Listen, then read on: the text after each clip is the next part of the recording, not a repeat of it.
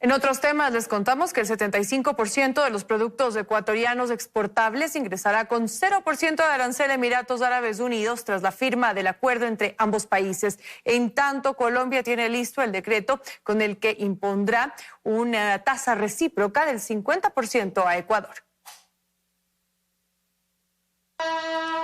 Durante la visita a Quito del príncipe heredero de Abu Dhabi, Ecuador y los Emiratos Árabes Unidos firmaron el Acuerdo de Cooperación Integral Económica CEPA, que contempla el 98% de toda la oferta exportable de nuestro país. Desde el Ministerio de Producción, Comercio Exterior e Inversiones se afirma que al menos el 75% de los productos de exportación ecuatorianos ingresarán inmediatamente con arancel cero a mercado emiratí, entre los que constan el banano, camarón, cacao, además de la pitahaya, mango, entre otros. El comercio bilateral que tiene Emiratos Árabes Unidos con el mundo actualmente es de 600.000 millones de dólares, pero para 2031 se tiene previsto llegar a 1.1 trillones de dólares. Es un hub de distribución porque ellos exportan al mundo. O sea, hay ahí la oportunidad de que productos nuestros sean exportados hacia Emiratos y ellos puedan hacer el trading y venderlos en otras partes. Ecuador y Emiratos Árabes Unidos también firmaron un memorando relacionado a inversiones. Petróleo, minería, infraestructura y producción agrícola son las áreas en las que ha mostrado interés Emiratos Árabes. En el contexto de la sobretasa global del 10% impuesta por Estados Unidos, el representante de la cartera de Estado anunció que Ecuador tendría un blindaje para que la sobretasa se mantenga en el 10% y no incremente. Jaramillo insiste en que falta poco para la firma del acuerdo recíproco con el país norteamericano, nación a la que viajará esta semana. Esta diferenciación entre países con déficit o superávit que había antes ya no va a haber, sino que va a ser ahora con acuerdo firmado o sin acuerdo firmado. Entonces ahí está la importancia de poder estar dentro de los países con acuerdo firmado para quedarnos con el 10% y no con un 15%.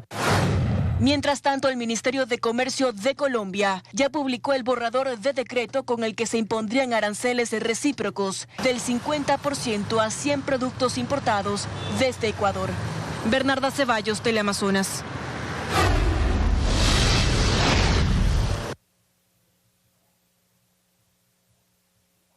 Más de 400 vehículos de carga participan desde la mañana hasta esta hora en una caravana en rechazo a la crisis arancelaria. Los dirigentes del transporte pesado presentarán públicamente su pedido para que se ponga fin a la guerra comercial. Jairo Jacome con los detalles. Hola, Jairo.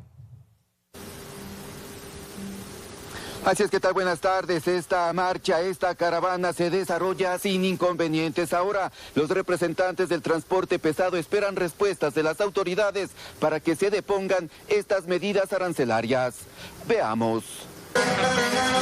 Más de 4 horas les tomó a los transportistas de carga recorrer 4 de los 6 cantones de la provincia como protesta a los aranceles del 50% impuestos por Ecuador y Colombia al comercio binacional, afectando de forma directa a más de 2.000 familias de la zona de integración fronteriza. Luego tomaremos otras estrategias que igual las bases y los señores transportistas nos irán comunicando durante este día. ¿Qué hacer? Aumenta la tensión comercial en la zona fronteriza por la caída de las exportaciones e importaciones. El transporte de mercancías hacia Colombia se redujo en un 95% durante febrero, dejando de brazos cruzados a transportistas, estibadores y toda la cadena logística vinculada al comercio internacional. Unos 10, 15 viajes al mes, ¿no? Más o menos aproximados. Y ahorita es de 2 viajes, 3 viajes y eso es un decaimiento totalmente. Son los productos, a subir el arancel. Entonces nosotros estamos quedados sin trabajo, estamos desocupados. Está ya en vigencia el incremento del 30 al 50% la tasa de seguridad impuesta por Ecuador y como respuesta se restringe el ingreso de varios productos nacionales, entre ellos el plátano, afectando a los productores del litoral que se suman a esta protesta. Todos los días despachábamos 40 carros. Lamentablemente, desde la semana pasada no se ha podido despachar nada. Esta semana que empieza hoy, lo vemos también que no se va a poder despachar. El Carmen es afectado en su economía, a los productores, a los comercializadores y a todos quienes dependemos de este negocio. Para este martes está prevista una reunión de ministros vinculados al comercio y producción de Ecuador y Colombia para encontrar una salida a la guerra de aranceles que deja una balanza comercial golpeada durante el primer mes de su aplicación. Los transportistas reciben el apoyo de toda la plataforma logística para que retorne nuevamente la normalidad en el intercambio binacional. Retornamos a estudios con más. Buenas tardes. Buenas tardes. Gracias, Jairo, por tu reporte desde el norte del país. Y les contamos que las importaciones de productos colombianos se redujeron en un 70% desde el 1 de febrero por la tasa de seguridad, afectado a 7.600 empresarios, según el Comité Empresarial Ecuatoriano. Mientras, en el lado colombiano, otras 2.700 empresas y 100.000 empleos están en riesgo. Fue en una rueda de prensa conjunta que el Comité Empresarial Ecuatoriano y la Asociación de Industriales de Colombia presentaron este lunes un balance de las afectaciones de la guerra comercial entre ambos países. Así, desde el 1 de febrero se registra ya una reducción del 70% de las importaciones colombianas, lo que pone en riesgo a 7.600 empresarios y unos 200.000 empleos. Porque por cada dólar de recaudación se pierden $6 de importaciones formales. Esta tasa lo que va a generar es un desvío del comercio. Tiene un efecto al menos en un punto del PIB. Por ejemplo, maquinaria, material eléctrico se ha reducido un 94%. Químicos diversos, 89%. Productos de limpieza, 74%. Productos farmacéuticos, 45%. Aceites esenciales y cosméticos, 60%. Mientras que en el lado colombiano se habla de una afectación a 2.700 exportadoras y otras 1.800 importadoras, poniendo en riesgo a 100.000 puestos de trabajo. Compañías que más del 70% de su producción se vende en Ecuador, un llamado firme a los dos gobiernos para que la moneda de cambio no sea el bienestar también del sector productivo, que hace grandes esfuerzos. Pero la preocupación aumenta, pues desde el 1 de marzo la tasa de seguridad incrementó al 50%, lo que dicen podría provocar incluso que algunas pequeñas y medianas empresas desaparezcan. Miramos que el potencial riesgo de la implementación de esta escalada arancelaria son al menos $25 millones por mes.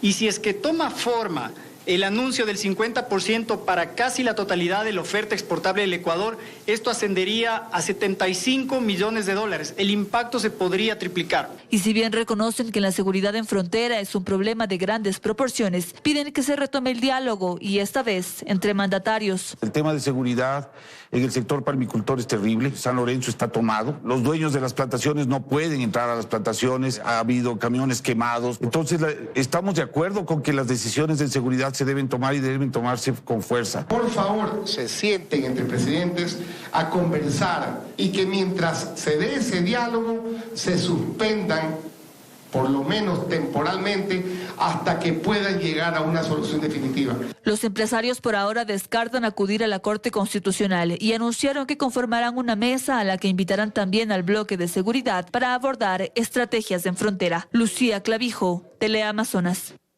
Y Colombia desplegó más de 20.000 policías y militares en la zona fronteriza con Ecuador como parte de la operación binacional Espejo. El ejército ecuatoriano desmiente su participación y señala que el trabajo es interno y no en conjunto. Común, el narcotráfico, el crimen organizado transnacional. Esa es la amenaza, no las naciones. Con esta frase, el ministro de Defensa Nacional de Colombia, Pedro Sánchez, oficializa la operación militar binacional Espejo. Es la apuesta más grande que hacen las fuerzas militares y la Policía Nacional, tanto de Colombia como Ecuador, para combatir un enemigo común. Aunque el ministro colombiano afirma que el ejército ecuatoriano participará, este lo desmiente en una publicación en su cuenta de X. Escribe: se planifica y ejecuta operaciones militares de ámbito interno de manera independiente en todo el territorio nacional, refiriéndose a la frontera de Ecuador, aquella que cubre 568 kilómetros de extensión y que divide Esmeraldas, Carchi y Sucumbíos por el lado ecuatoriano de Nariño y Putumayo en Colombia, zonas en los que los grupos de delincuencia organizada operan como las FARC y sus disidentes, comandos de la frontera, entre otros, todos involucrados en el narcotráfico a gran escala. Y es que desarticularlos es el principal objetivo de la Operación Espejo. Colombia indica que la operación tiene 3 ejes principales. Primero, el intercambio de datos para la identificación de cabecillas y rutas fronterizas e incluso las de envío, conocida como la del Pacífico. Además, la sincronización de objetivos para cerrar pasos fronterizos. Y es por esto que desde el 1 de marzo en Nariño y Putumayo se encuentran más de 20.000 uniformados entre policías y militares colombianos resguardando la zona para finalmente dar el ataque directo. No escatimamos en ningún momento el empleo incluso del bombardeo. Asimismo, en esta zona se adelanta el proceso de diálogo con un grupo al margen de la ley. Actualmente el Ministerio de Defensa colombiano tiene identificada 4 zonas terrestres y una marítima en la que operan los grupos de delincuencia y narcotráfico transnacional. Erika Vera, Teleamazonas. Y la guerra en Medio Oriente también afecta la programación de eventos deportivos en ciudades como Qatar. Ya nos acompaña Hugo Quintana para contarnos las novedades sobre los encuentros que están previstos.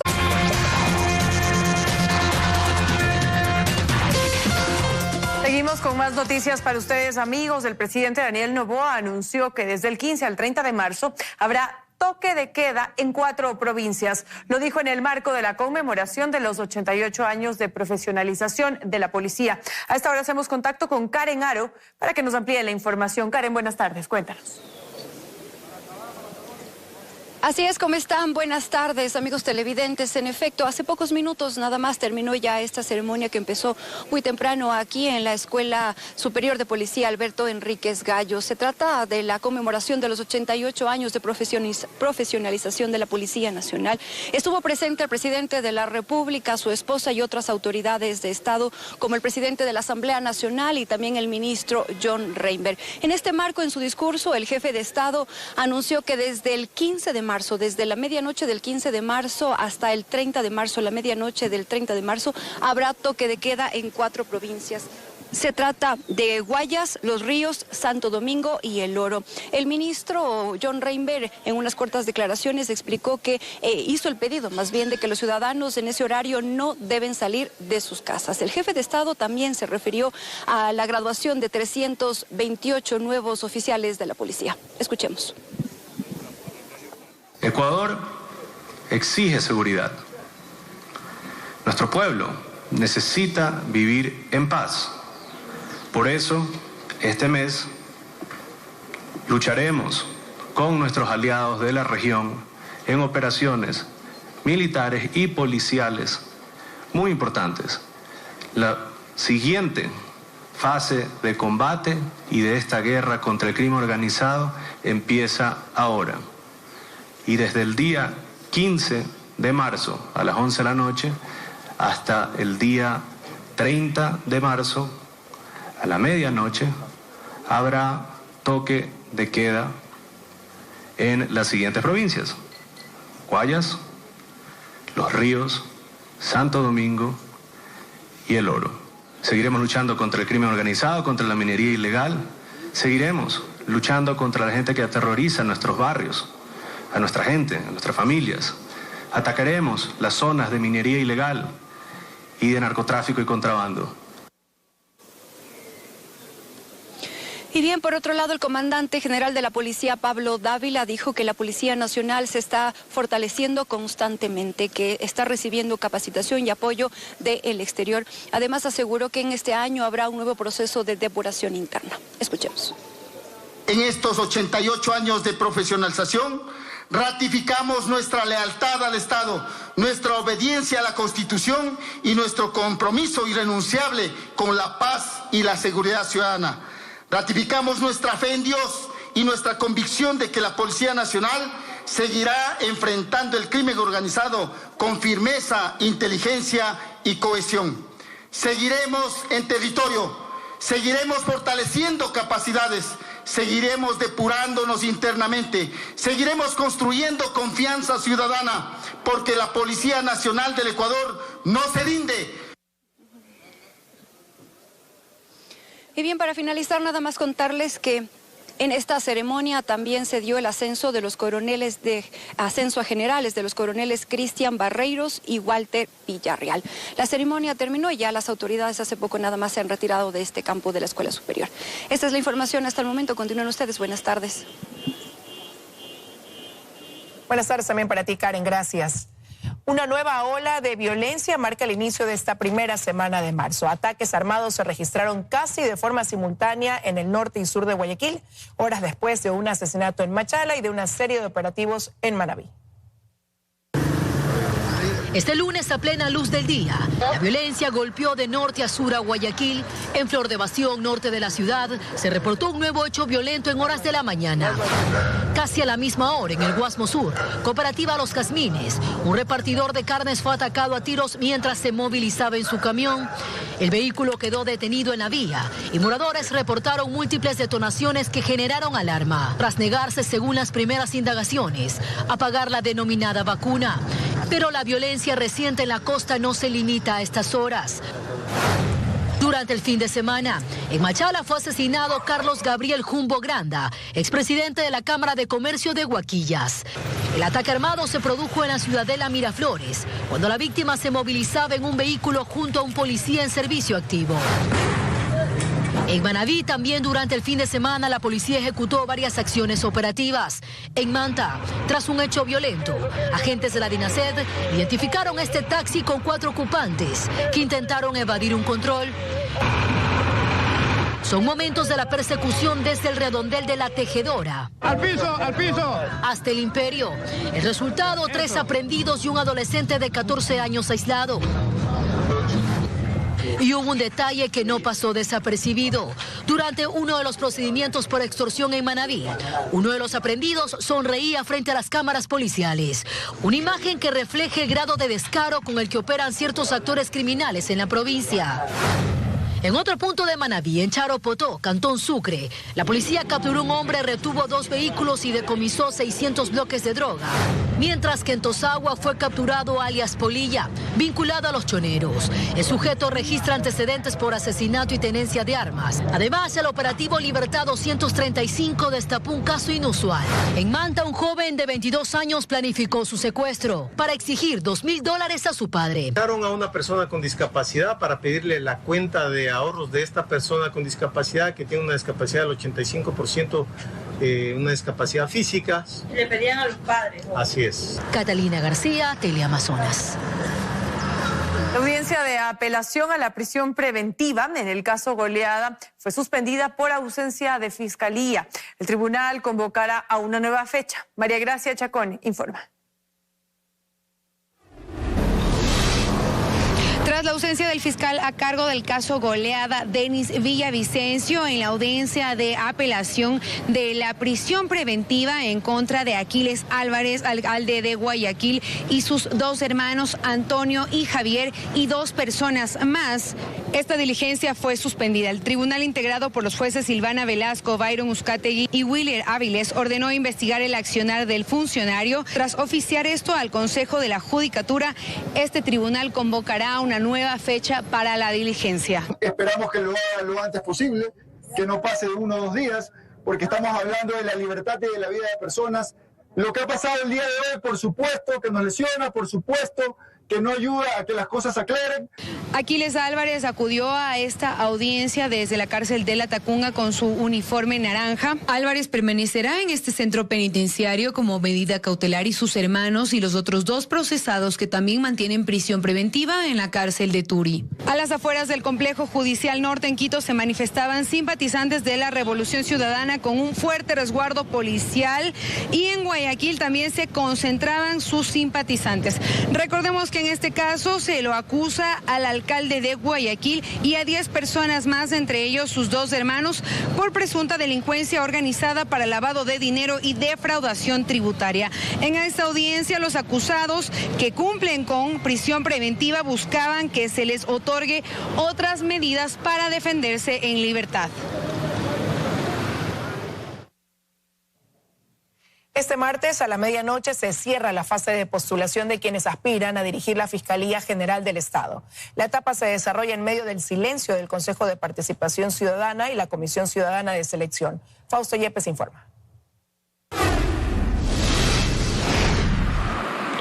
Gracias. Hola, ¿qué tal, amigos? Buenas tardes. Con total hermetismo y reserva se maneja el avance del concurso para designar a la máxima autoridad de la Fiscalía General del Estado. De momento, el único corte de información que se ha dado desde el Consejo de Participación Ciudadana y Control Social fue la semana pasada, con únicamente 3 inscritos. Posterior a eso, se conoció de un inscrito que hizo pública su postulación. Se trata del ex juez Walter Macías, ex juez de la Corte Nacional de Justicia. No obstante, hay cuestionamientos tanto por el hermetismo con el que se maneja la información como las expectativas que puedan traer de este concurso para fiscal general del Estado. Logramos conversar con una de las consejeras de Participación Ciudadana, Nicole Bonifaz, y esto fue lo que nos dijo respecto del concurso y los señalamientos.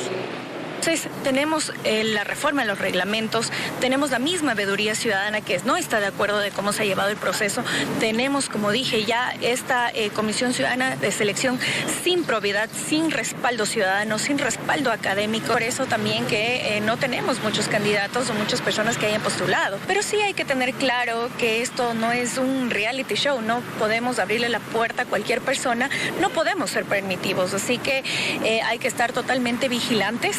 Y bien, extraoficialmente conocemos que son varias decenas de postulantes que han llenado el formulario de inscripción, no obstante no están todavía como registrados o ya oficialmente como candidatos a ocupar la máxima autoridad de la Fiscalía General del Estado. Seguramente en las próximas horas se conocerán ya los detalles. Recordemos que para este martes a la medianoche se cierra el proceso de postulación. Hasta aquí nuestro informe, sigan con ustedes como hacen los estudios, amigos. Una buena tarde para todos.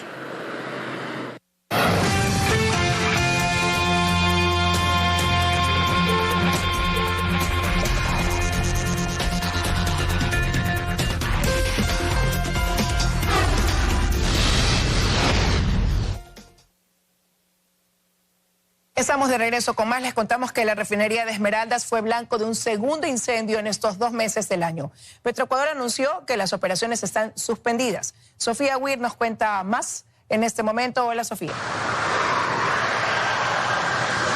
¿Qué tal en estudio? Muy buenas tardes. Así es, ya han pasado varias horas desde el incendio aquí en la refinería de Esmeraldas. Recordemos que con este evento ya serían 2 en lo que va del año. Nosotros hemos preparado un reportaje. Veamos. Así es como luce la refinería de Esmeraldas horas después del incendio que se registró el domingo dentro de las instalaciones. Según un comunicado de Petroecuador, el incidente ocurrió en las bombas de carga de la unidad Sevia. El comunicado también indica que el fuego fue controlado a las 21 horas con 35 minutos. Personal especializado de la planta y fuerzas del orden llegaron al sitio para controlar las llamas y resguardar la zona que actualmente ya se encuentra despejada y abierta al tránsito. Este es el segundo incendio reportado en 2026 y el tercero en menos de un año en esta refinería, lo que ha generado preocupación en la comunidad esmeraldeña. Es complicado para toda la familia esmeraldeña, obviamente porque está en un punto estratégico donde hay vivienda, gente que habita en el sector y evidentemente que es un peligro. ¡Pues se prendió! Recordemos que uno de los incendios más graves ocurrió el 26 de mayo del 2025 en un tanque de fuel oil. Tras este incidente, Petroecuador declaró en estado de emergencia por 60 días a la refinería de Esmeraldas para acelerar reparaciones y gestionar los daños, incluido 2 tanques de almacenamiento y una subestación eléctrica. Esto no es un hecho aislado, es una advertencia reiterada. La refinería de Esmeraldas volvió a encenderse en llamas y la responsabilidad sigue pendiente. Bien, esta es la información que tenemos desde la refinería de Esmeraldas, también esperando un poco que se amplíe la información acerca de este suceso. Es lo que tenemos, ustedes continúan con más en estudio. Muy buenas tardes. Buenas tardes, gracias Sofía por tu reporte desde Esmeraldas. La temperatura del mar registra un calentamiento atípico para la fecha, lo que derivó en el febrero más lluvioso de los últimos 45 años, cuyo efecto golpea con fuerza a 8 provincias que se encuentran en alerta roja, mientras el INAMI pronostica precipitaciones en el centro-sur del litoral. Los efectos de las intensas lluvias en el país siguen causando estragos. En Esmeraldas, por ejemplo, tras reportarse en horas de la madrugada intensas precipitaciones, varios puntos del cantón lucieron así. De momento, la acumulación de agua ya ha provocado cierres parciales en vías y afectaciones en la terminal terrestre del cantón. Otras provincias en igual situación y bajo la alerta roja declarada por el COE Nacional son El Oro, Los Ríos, Chimborazo, Manabí, Santa Elena, Loja y Guayas. De esta última, ciudades como Milagro y Guayaquil se mostraron anegadas. Los estragos se producen tras las lluvias de las últimas 72 horas, que han presentado tormentas eléctricas y precipitaciones prolongadas, lo que para el ingeniero José González, coordinador del INAMI en Guayaquil, corresponde al evento cálido costero denominado en Perú como el Niño Costero. Es decir, la temperatura de superficie del mar adyacente a la costa o en el espacio marítimo ecuatoriano se encuentra por encima del promedio, alrededor de 1 grado o 2 grados. Entonces, eso está exacerbando la actividad convectiva de la zona de convergencia intertropical y es lo que estamos evidenciando en lluvias intensas con aguaceros, tormentas eléctricas, alta densidad de rayos. Con esto el país atraviesa su 5º febrero más lluvioso de los últimos 45 años. El impacto se ha aumentado tremendamente por el mal manejo de los suelos y encima la cultura ciudadana no ayuda mucho. Es así que desde el INAME se actualiza la nueva alerta meteorológica de este 2 de marzo para los siguientes días. Tendríamos bastante lluvias significativas, principalmente en la siguiente provincia: Manabí, Guayas, Los Ríos, El Oro y la provincia de Santa Elena. En horas de la tarde-noche, principalmente en la provincia del interior, y en horas de la madrugada y primeras horas de la mañana en la provincia de Santa Elena. Casi con certeza podemos decir que marzo va a ser muy parecido a esto, con altas y bajas, pero va a ser muy parecido a esto. Los eventos más recurrentes durante el temporal han sido 429 deslizamientos, 40 hundimientos y 33 aluviones o flujos, así como también el reporte de 3 personas fallecidas y más de 20.000 afectadas. Astrix, en Teleamazonas.